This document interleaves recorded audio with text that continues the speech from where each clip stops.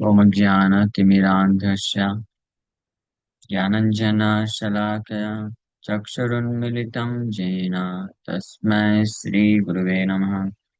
नमो विष्णुपादाय कृष्णप्रेष्ठाय भूतले श्रीमते भक्तिवेदान्त स्वामिन्निति नामिने। नमस्ते सारस्वते देवे गौरवाणी प्रचारिणे निर्विशेष शून्यवादी पाश्चात्यदेशतारिणे नित्यानंद नमस्तुभ्यं प्रेमानंदप्रदायिने कलौ कल्मषनाशाय जानवापतये नमः। नमो महावदन्याय कृष्णप्रेमप्रदायते कृष्णाय कृष्णचैतन्य नामने गौरतुषे नमः। जय श्री कृष्ण चैतन्य प्रभु नित्यानंद श्री अद्वैत गदाधर श्रीवासादि गौर भक्त वृंदा। हरे कृष्णा कृष्णा कृष्णा हरे हरे, हरे राम राम राम हरे हरे। हरे कृष्णा। आप सभी भक्तों का हार्दिक स्वागत है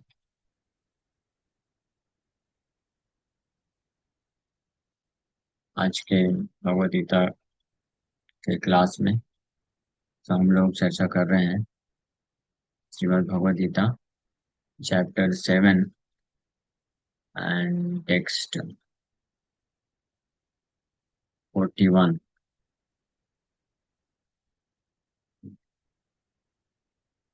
टेक्स्ट नो, ये तो भागवतम। भगवद गीता चैप्टर 7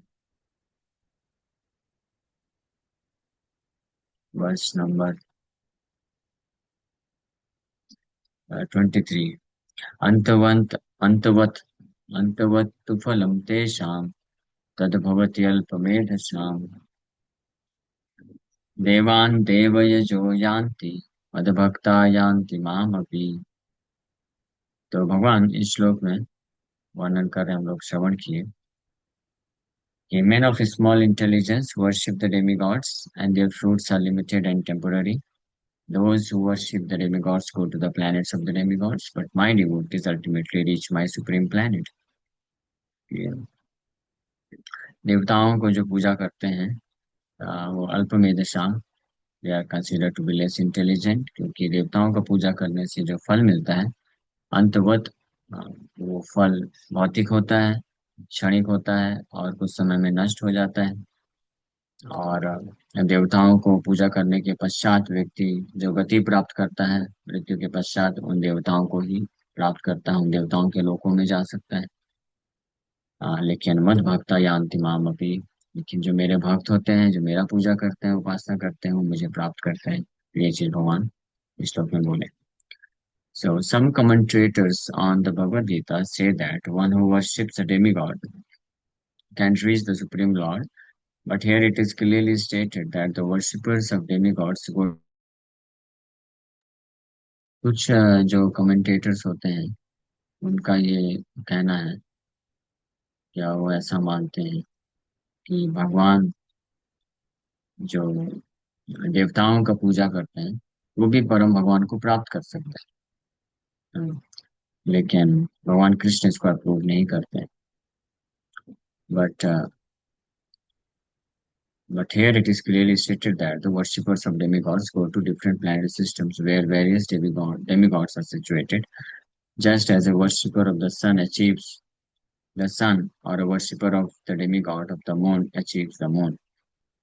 Uh,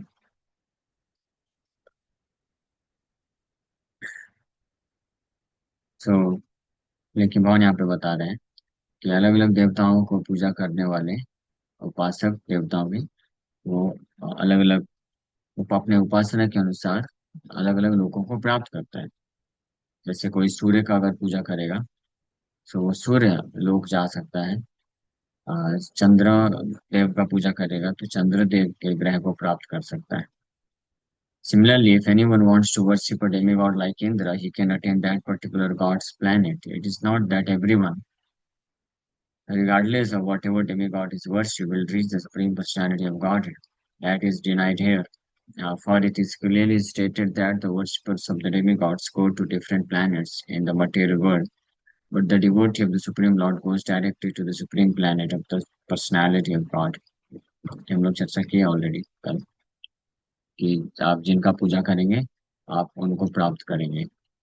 हम अगर देवताओं का पूजा करेंगे तो देवताओं के लोगों को प्राप्त करेंगे जो इस भौतिक संसार में है, और वापस से जन्म मृत्यु के बंधन में हम फंसे रहेंगे। लेकिन अगर हम भगवान का पूजा करेंगे तो भगवान के लोग को प्राप्त कर सकते हैं।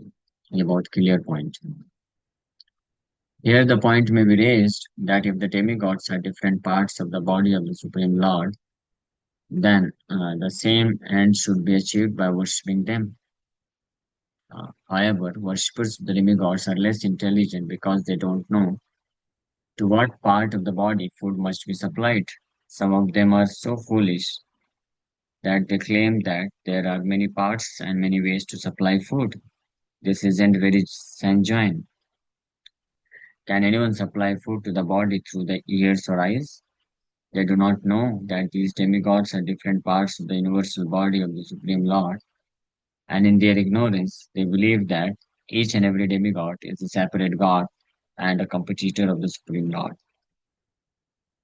So कुछ लोग ऐसे आर्गुमेंट करते हैं, अ, जब भगवान बताते हैं गीता में कि जितने भी देवी देवता हैं वो भगवान के अलग अलग अंग हैं, भगवान के शरीर के अंग हैं।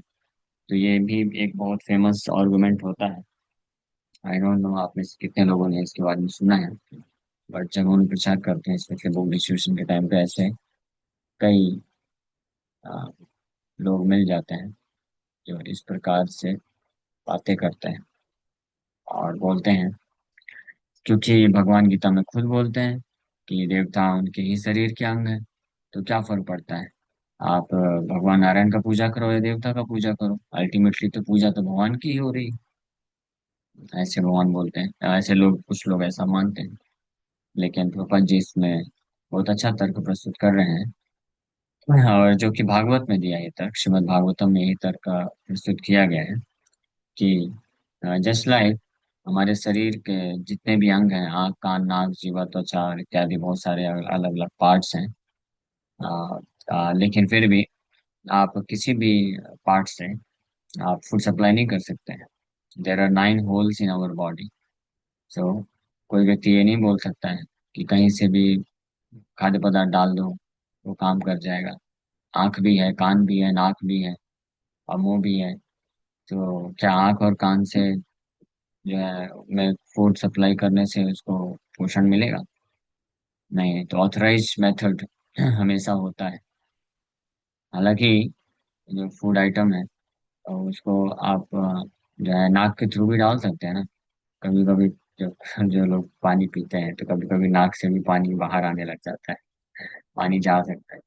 नाक से भी दाल डाल सकते हैं, अंदर तो चला ही जाएगा, लेकिन ये ऑथराइज मेथड नहीं है ना। ऑथराइज मेथड इसको बोलते हैं अविधि पूर्वक। से गीता में भगवान कृष्ण बोले, क्या एक अन्य श्लोक में आता है। हरे कृष्ण, मेरा नेटवर्क फ्लैक्चुएट कर रहा था। ठीक है। तो भगवान क्लियरली बोलते हैं कि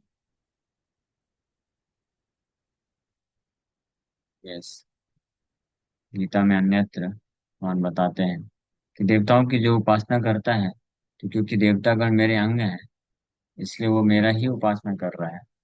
बट अविधि पूर्वकम, अविधि पूर्वकम है, that is not authorize method to worship the supreme Lord.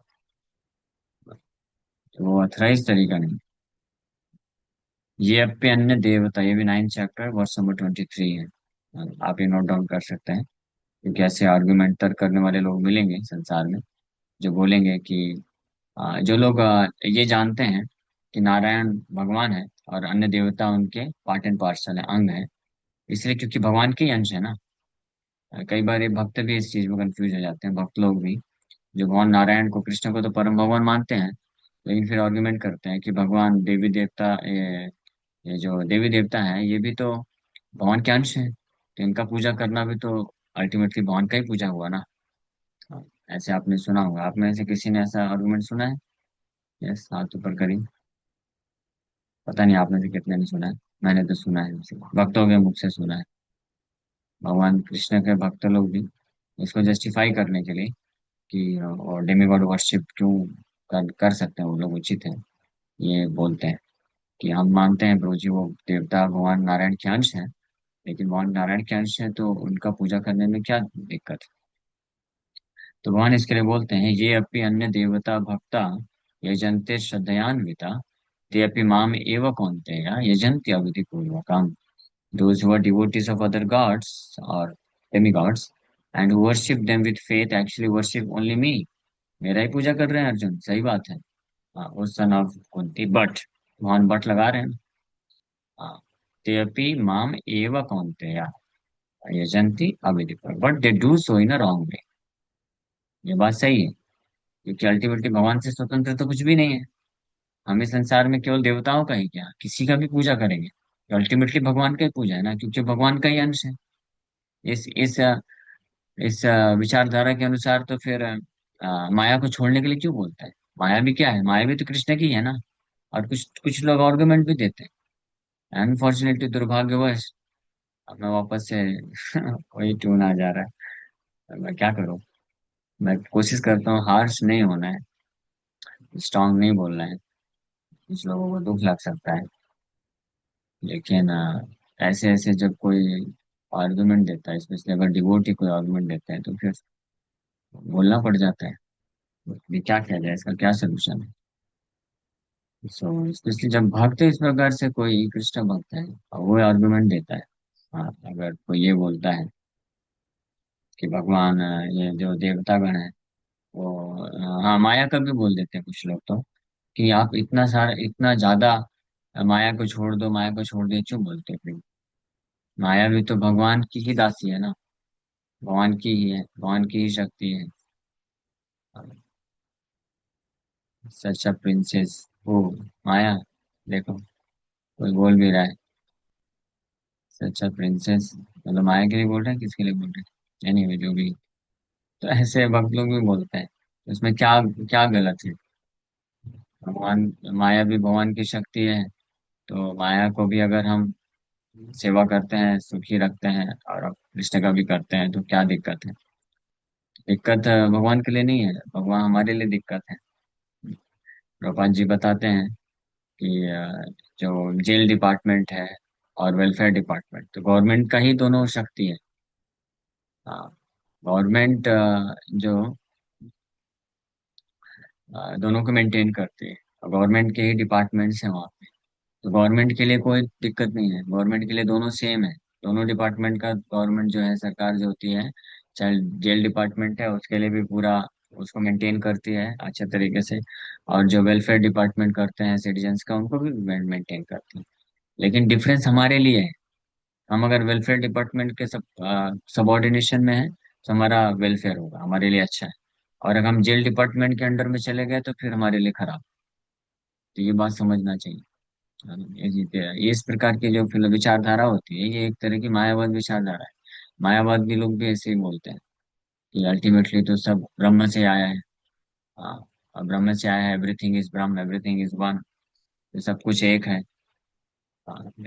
एकदम, व्हाट इज दैट वर्ड, एकदम, सर्वम खलो इदम ब्रह्मा। ये वैदिक इंजंक्शन है कि whatever is there in existence that is everything Brahman. सब कुछ ब्रह्मन से आया है, तो ब्रह्म ही है सब कुछ। तो फिर क्या दिक्कत है?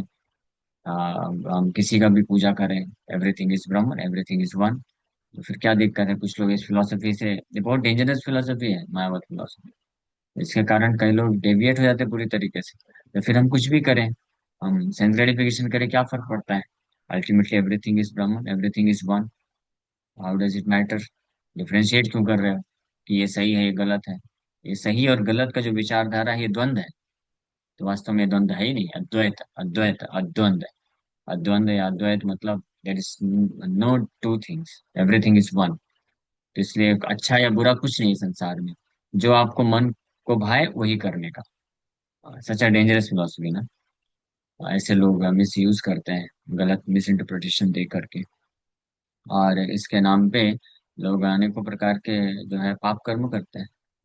तो ये बहुत डेंजरस है, क्योंकि अगर हम ऐसे डिफरेंशिएशन नहीं करेंगे हमारे लिए हानिकारक है। हाँ, जैसे जीवात्मा है, वो चाहे भगवान की ये शक्ति है, योगमाया शक्ति है, आध्यात्मिक शक्ति, या बहिरंगा शक्ति, महामाया शक्ति, तो दोनों ही भगवान की शक्ति है, एक ही शक्ति है वास्तव में। हाँ, भगवान की शक्ति एक ही शक्ति है, दो तरीके से कार्य कर रही है। लेकिन हमारे लिए डिफरेंस है कि नहीं। हम अगर आध्यात्मिक शक्ति के प्रोटेक्शन में है, आध्यात्मिक जगत में है, तो हम आनंद में है। लेकिन बहिरंगा शक्ति, माया शक्ति के प्रोटेक्शन में रहेंगे, अंडर में रहेंगे, तो दुख दुख में भोगेंगे। जैसे निमाई की बाल लीला आती है। निमाई पंडित मिट्टी खा रहे थे। माता बोली, मिट्टी क्यों खा रहे हो, मैंने तुमको संदेश दिया, संदेश नहीं खाते हो, मिट्टी खाते हो। तो निमाई पंडित भी यही फिलोसफी बोलना चालू कर दिया, छोटे बालक है शिक्षा के लिए। और छोटा बालक इतना फिलोसफी बोल रहा है, माँ ये आप क्या बोल रही हो, संदेश और मिट्टी में डिफरेंस आप बोल रही हो, कोई डिफरेंस नहीं है। संदेश और मिट्टी एक ही है। यही है ज्ञान। जो जो लोग ये दो करके देखते हैं इस संसार में, कि ये अच्छा है, ये बुरा है, ये सुख है, दुख है, भगवान है, जीवात्मा है, ब्रह्म है, पर ब्रह्म है, ये डिफरेंशिएशन करते हैं, वो लोग अज्ञानी होते हैं। जो ज्ञान की अच्छी अवस्था में पहुंचते हैं, वो लोग जान जाते हैं कि ब्रह्म और परम ब्रह्म में अंतर नहीं है, एक ही आत्मा है, परमात्मा है, हम सब परमात्मा है। ऐसे मूर्ख लोगों की इस संसार में कमी नहीं है। तो निमाई पंडित जो है, निमाई बालक माँ को इस प्रकार का फिलोसफी दे रहे थे। तो माँ बोली, नालायक, तेरे को समझाती हूँ मैं अच्छे से। हाँ, हाँ बेटा। तो निमाई क्या बोल रहे थे कि संदेश भी माँ आखिरकार तो मिट्टी से ही बनता है। मिट्टी से कैसे बनता है, सोचो, छोटा बालक इतना बुद्धि है ना। माँ इससे खुश हो गई कि बड़े इसके पास बुद्धि तो जबरदस्त है। छोटा सा है, 2 ढाई साल का बालक है। हाँ, लेकिन बुद्धि कितना लगाता है। कि माँ देखो, मिट्टी से ही घास उगता है, मिट्टी से घास बनता है, और गाय घास को खाती है, उससे दूध बनता है, दूध से संदेश बनता है। तो अल्टीमेटली मिट्टी का ही तो विकार ट्रांसफॉर्मेशन होकर के संदेश बना ना। तो अंतर क्या है, तो मैं मिट्टी खाऊं या संदेश खाऊं, आपको ऑब्जेक्शन क्यों है। तो माँ समझाए, बेटा तुमने बुद्धि तो बहुत लगाया, ये ज्ञान योग तुमको सिखाया कौन, कहाँ से सीख लिया। लेकिन एक चीज मिस कर दिया तुमने। हाँ, मिट्टी से ही संदेश बनता है, लेकिन जब मिट्टी खाओगे तो तुम्हारे शरीर को पोषण नहीं मिलेगा, रोग मिलेगा, व्याधि आएंगी, कष्ट होगा। लेकिन वही मिट्टी का विकार से जब संदेश बनता है, वो संदेश खाएंगे, तो आपके शरीर को पोषण मिलेगा, आपको टेस्ट मिलेगा, आप व्याधि से दूर हो जाओगे। अभी समझ में आया। तो निमाई बोलते हैं, हाँ हाँ माँ, अब समझ में आ गया, ये ज्ञान इतने समय से, मेरा पूरा जीवन बीत गया, आप इतने समय से बताई क्यों नहीं, ये छुपा के क्यों रखी। पहले ही बता देती तो मैं मिट्टी नहीं खाता ना। अपना दोष भगवान के अपनी एक एक छोटी छोटी लीला से सब सिखा रहे हैं। भगवान सिखाते हैं, ये संसार में जीवात्मा अपने दोष को स्वीकार नहीं करेगा, खुद का दोष स्वीकार नहीं करता है। कि तुम 2 ढाई साल के बालक हो, तुम्हारी माँ ने ला करके तुमको संदेश दिया ना, तो संदेश खाओ ना चुपचाप। अपनी माँ पे इतना विश्वास नहीं है, ज्ञान योग पढ़ाना चालू कर दिए, मिट्टी और संदेश एक ही होता है। तो माँ क्यों बोलेगी। यार पूछ लेना चाहिए था, खाने से पहले पूछ लेना चाहिए था। माँ देखो, आपने संदेश दिया है, यहाँ पे मिट्टी है, और मैंने सुना है किसी से कि मिट्टी और संदेश एक ही होता है, तो मैं मिट्टी खाऊं या संदेश खाऊं, तो भी माँ शिक्षा दे देती।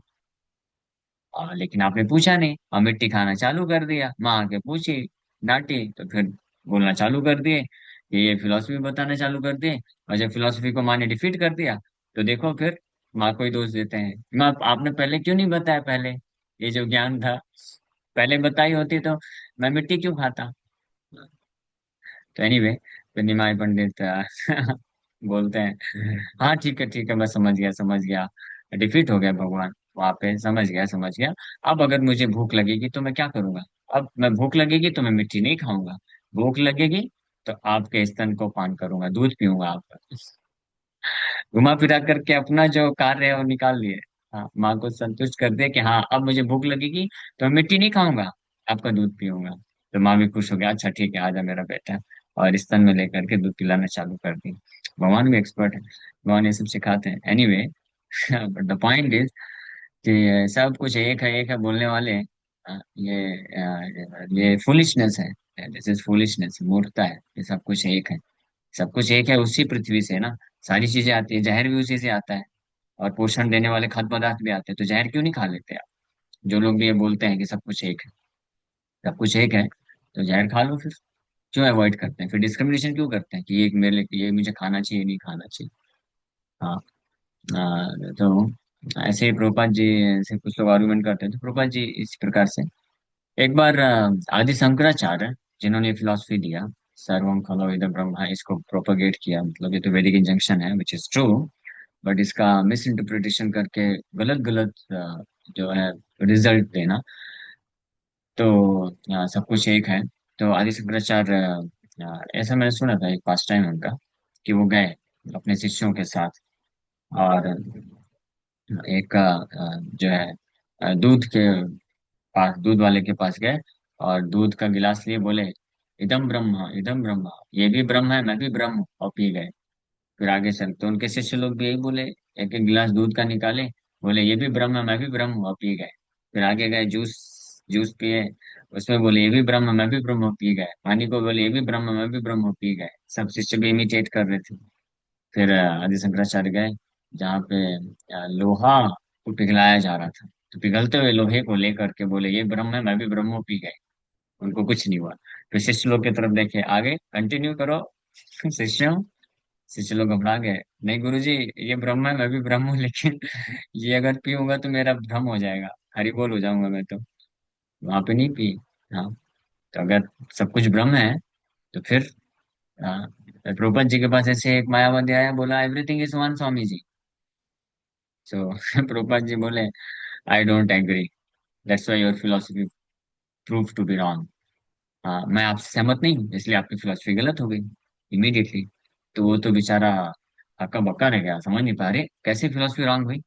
मैंने उसका इतना बुद्धि भी काम नहीं किया। फिर प्रभुपाद जी समझाए, क्या आप बोलते हो सब कुछ एक है, तो सब कुछ एक है तो आपका ओपिनियन मेरा ओपिनियन एक होना चाहिए, और आपने ओपिनियन दिया everything is one, but I do not agree, तो हो गया ना दो ओपिनियन। तो जब दो ओपिनियन हो गए तो आपका फिलोसफी गलत हो गया ना, दैट एवरीथिंग इज वन। तो बेचारा सिर खुजलाने लग गया, चुपचाप निकल गया प्रणाम करके। कुछ कर नहीं सकता ना, एक ही बार में प्रभुपाद जी। तो Srila Prabhupada he was so intelligent, इतने इंटेलिजेंट एक्सपर्ट, ज्यादा बोलने की जरूरत नहीं, फटाफट ऐसे। एक बार ऐसे एक और मायावादी बोला, Swami ji everything is one, सब कुछ एक है। बोला ठीक है, आपके जेब में जो पैसा मुझे दे दो, आपके जेब में रहे मेरे जेब में रहे, क्या फर्क पड़ता है, एक ही है ना सब कुछ, एवरीथिंग इज वन। तो क्या फर्क पड़ता है। तो ये बहुत डेंजरस फिलोसफी। तो इसे एनीवे, हम लोग क्या पॉइंट डिस्कस कर रहे थे कि हाँ, द फोर्थ स्टफ, तो ये अविधि पूर्वकम होता है। One should understand this very clearly. हालांकि देवता लोग भगवान के अंश हैं, but by worshipping demi gods you can not derive the same result as worshipping the supreme lord. भगवान के अंश है वो, बट लेकिन जब उनको पूजा करते हैं तो अब भगवान का पूजा नहीं हो रहा है, ये ध्यान से समझिए। ये इसीलिए भगवान बोल रहे हैं, ये आर्गुमेंट जो लोग देते हैं उसको काटने के लिए, कि those who are devotees of other gods and who worship them with faith actually worship me, only me, मेरा ही पूजा कर रहे हैं ultimately, but they do so in a wrong way, ये गलत तरीका है। उसी प्रकार से हाँ, they are devotees, when any one of you say that Maya is also, आखिरकार कृष्ण की ही है ना माया, but if you surrender to maya, that is wrong surrender, but when you surrender to Krishna, that is complete and perfect surrender. If you surrender to Maya, the result is something else. If you surrender to Krishna, the result is something else. So similarly, देवताओं के लिए भी है, अविधि पूर्वक हम भगवान यहाँ पे क्लियर कट बोल रहे हैं। Worshipping demigods is the wrong method of worshiping the Supreme Lord. So here दो पॉइंट तो हम लोग ये चर्चा की। फुट स्टेप का भी ये भागवत में श्लोक दिया हुआ है कि जैसे खाने का जो तरीका है, ऐसा नहीं कि स्टमक तक किसी तरीके से पहुंचा दो, प्रॉपर मेथड है मुंह के द्वारा। उसी प्रकार से भगवान को वर्शिप करने का प्रॉपर मेथड है भगवान नारायण का, और वर्शिप करना, और वो भी ऑथराइज तरीके से, अपने मनमाने तरीके से भी वर्शिप अगर कोई करेगा, सो वो भी डिजायर्ड रिजल्ट, वास्तविक जो फल है, प्रदान नहीं कर पाएगा। ठीक है, इस श्लोक में भगवान को शिक्षा दे रहे हैं। Okay, thank you very much, Hare Krishna. किसी बात का कोई प्रश्न है तो पूछ सकते हैं।